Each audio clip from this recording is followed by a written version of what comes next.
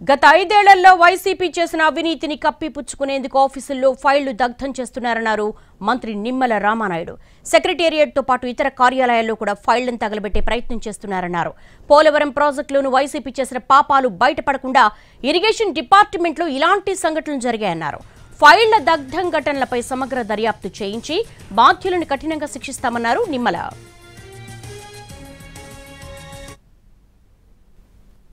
Project కాదు, ఈవేళ ఆంధ్రప్రదేశ్ రాష్ట్రంలో ఎన్డీఏ ప్రభుత్వం అధికారంలోకి వచ్చిన తర్వాత గత 5 సంవత్సరాల వైసీపీ పాలనలో చేసినటువంటి పాపాలు ఏవైతే ఉన్నాయో వాటికి సంబంధించినటువంటి సాక్ష్యాలన్నింటినీ కూడా తెరమరుగు చేసేటువంటి ప్రయత్నం ప్రతి శాఖలోనూ కూడా జరుగుతున్న విషయం మీ అందరికీ తెలుసు.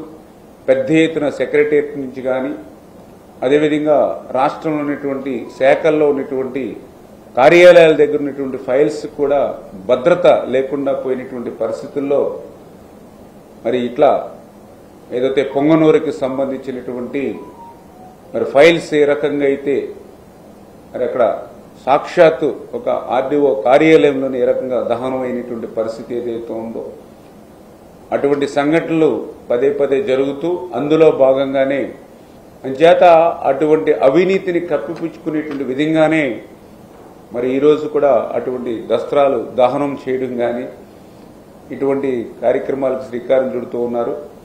మరి వీటన్నిటి మీద కూడా మేము కూడా సమగ్రమైనటువంటి దర్యాప్తు చేసి ఎవరైతే బాధ్యులు ఉన్నారో వాళ్ళందరినీ కూడా కఠినంగానే మేము శిక్షించేటువంటి విధంగా